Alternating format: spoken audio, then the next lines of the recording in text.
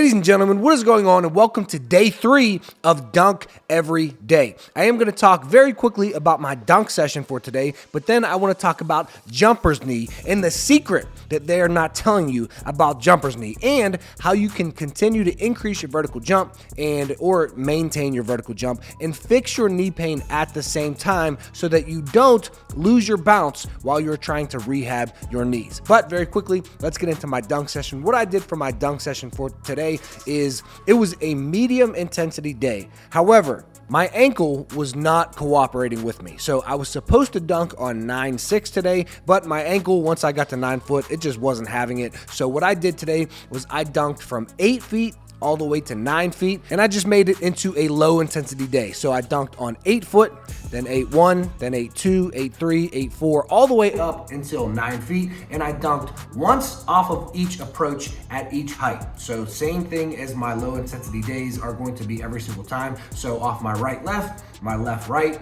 my right foot, and my left foot once each time at each inch increment. So 8 foot, 8.1, 8.2, 8.3. So that was my dunk session for today. It turned into a low intensity day instead of a medium intensity day because my ankle was not cooperating. Now, let's move on and let's talk about jumper's knee. What is the secret that they are not telling you about jumper's knee? It's really not a secret, but one thing that I didn't understand when I first got jumper's knee back when I was playing basketball in college, the biggest thing that I didn't understand was that load management is key. Load management is the only way that you're going to fix your knee pain. So if you have jumper's knee, if you have patellar tendonitis, patellar tendinopathy, you are loading too much. Right now, you watching this video, if you have knee pain, you are loading too much. So what you need to do is go on load management. You need to reduce the load and then slowly load back up with the proper rehab strengthening exercises and with the proper load of basketball or whatever sport you play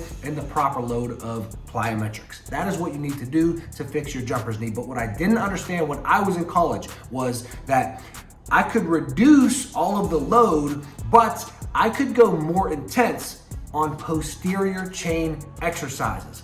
Anterior chain exercises are going to cause more knee pain for you. So post chain exercises are going to be your lower back, your glutes, your hamstrings, and your calves. Your tibialis is fine for your anterior chain, your core is fine, but when it comes to your quads, in quad dominant exercises, and especially knee bend exercises, these are the exercises because your quads are directly attached to your patella and your patella tendon. These cause more breakdown on your patella tendons, and these are the exercises that you really need to be careful on and keep the load management in check because they break down your tendons more than posterior chain exercises do. So how can you keep your bounce? How can you maintain your bounce or even increase your vertical jump while you are rehabbing your knee pain? You can go more intense, you can go heavier, you can go higher in volume on all of your post-chain exercises, meaning your low back, your glutes, your hamstrings, and your calves. So what I did for you was on my phone here, I wrote a note and I put up some exercises that you can do, that I do, where you can load these exercises more intensely, you can go heavier, you can go higher in volume on these exercises than you can on most knee bend exercises and most quad dominant exercises. So these exercises that I'm about to name, you can load up on these basically as much as you want. And I'll tell you the ones that you can do as many as you want, and I'll tell you the ones that you do have to be a little bit careful about. So, number 1, hyperextensions. I know not everybody has a hyperextension machine, but this is a posterior chain exercise that is going to help you increase your vertical jump. It's going to strengthen your full posterior chain, and it is going to cause zero breakdown on your knees, your patella tendons. Even if you have quad tendonitis, this is a great exercise for you to do to continue to strengthen your posterior chain, keep your bounce up, but not break down any more of your tendons or not lead to any more tendon pain. And one thing that I want you to understand is all of these exercises that I'm about to name for your posterior chain, your muscles are going to fail before your tendons fail. So if you think about a squat or a quad dominant exercise or a full knee bend exercise, normally your tendons are the weak link. They start to hurt, they start to break down before your muscles do, if you have bad knee pain. For a lot of you, if you don't have knee pain, then that's not going to be the case. If your tendons are strong, that's not going to be the case. But for these posterior chain exercises, your muscles are going to fatigue, your muscles are going to break down before your tendons ever do, and that is what we want. We want our muscles to fatigue first. We don't want our tendons to be the weak link. So hyperextensions is exercise number 1. Exercise number 2 is single leg RDLs. Normally, when you do exercises with straight legs, because you are not getting into that knee bend, your tendons do not take as much of a hit. Your tendons take a hit when your knees are bending and you are using mostly your quads, and that is when your tendons start to break down before your muscles start to break down. So single leg RDLs, being that your leg is straight and you really don't have to bend your knee too much, single leg RDLs is going to be great to increase the strength of your posterior chain, to increase your balance, to get your bounce up, but not break down your tendons anymore. Then we have RDLs. So barbell RDLs, you can really get heavy with barbell RDLs. You can do some volume with barbell RDLs without breaking down your tendons too much. Now this one you do have to be careful, because if you load up barbell RDLs really heavy, that can still cause knee pain if you do have really bad knee pain. So be careful with the barbell RDLs, but because your legs are straight, because you're working mostly the posterior chain, this is going to be a great one for you to do to keep your bounce up. It's great for post chain, great for hip extension. You can start to move it fast, you can start to move it explosively on the way up, and this is going to be great to keep your bounce up and even increase your bounce without breaking down your knees anymore. The next one is hamstring curls. You can do any type of hamstring curls that you want. Seated hamstring curls, lying hamstring curls, these makeshift hamstring curls that I do in my gym with the cable machine. You can do any hamstring curls and it will not break down your tendons, your knees anymore. So once again, this is targeting just the hamstrings. You can do these over and over and over. You can do high volume on these and it will only help your knees, but it's not going to cause any more breakdown. So hamstring curls are great. Calf raises are great. You can do calf raises until you are blue in the face and it is not going to cause any more breakdown on your tendons. So all of these exercises that I am naming, if I were to have done these back in college and loaded them up heavy and strengthened my body up way more so that my post chain was way stronger than my anterior chain, which you want because basketball is all quad dominant. Most basketball players have very strong quads because basketball is very quad dominant. So sometimes we tend to miss out on all the strengthening of our posterior chain if you're not very specifically doing this in the gym. So getting your post chain very strong in comparison to your quads, which you use every single day when you play basketball, is a good thing to do. So these you can load up, you can do high volume and get all of these muscles, your calves, your hamstrings, your glutes, your lower back. You can get these very strong and it is only going to help. Next we have glute bridges with a mini band, and you're going to do a little hip abduction at the top. So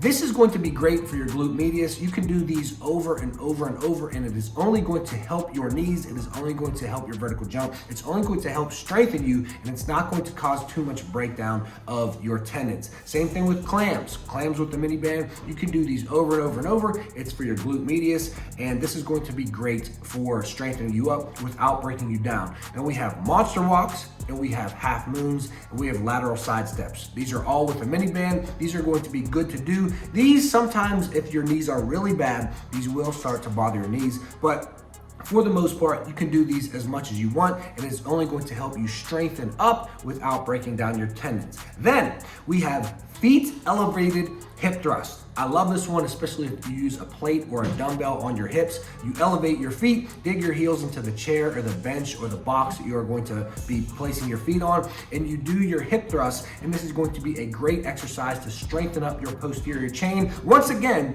without causing too much pain in your knees or without breaking anything down. Then, these next two, we do have to be careful about. So we have hang cleans.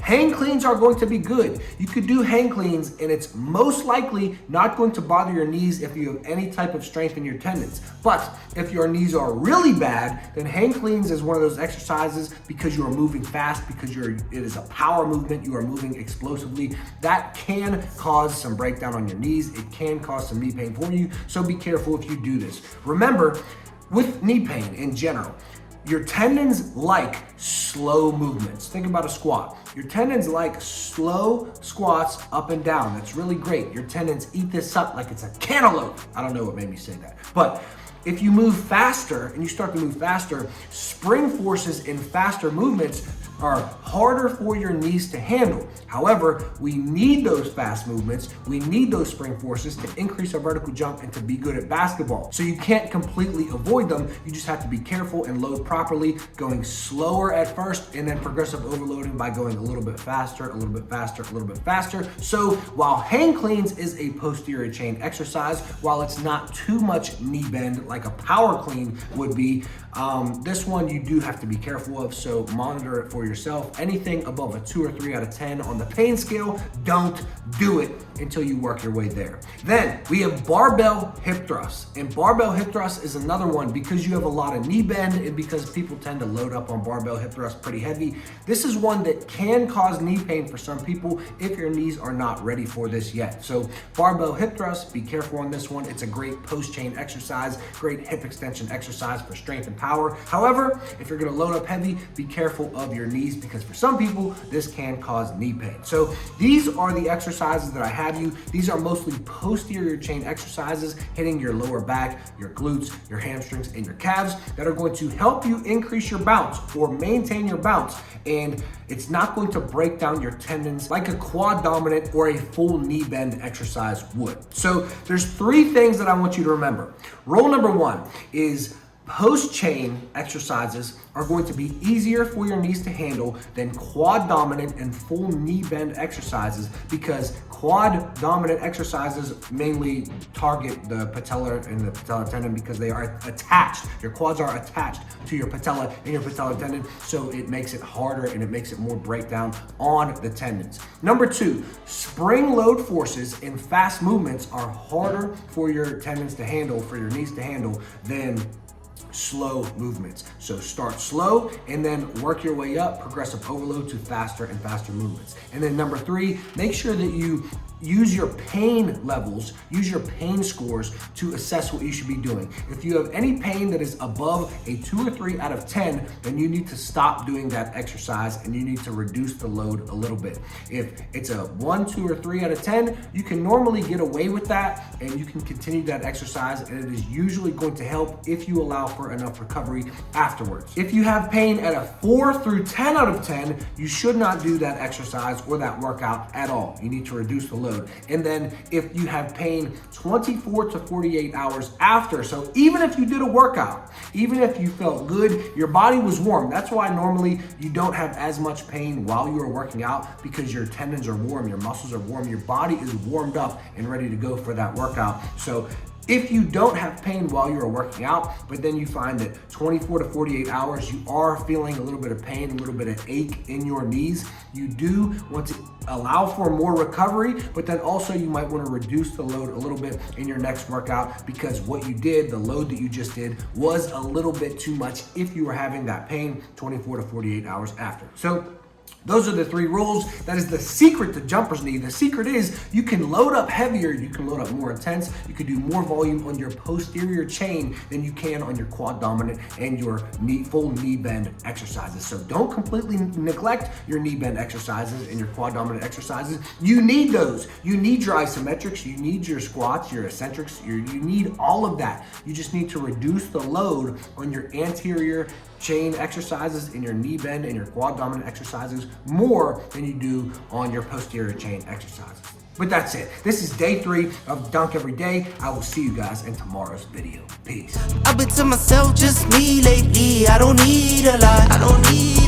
No. Just me and the fam, few friends ain't playing. I don't speak a lot, and I can't stop. And I can't stop. And I can't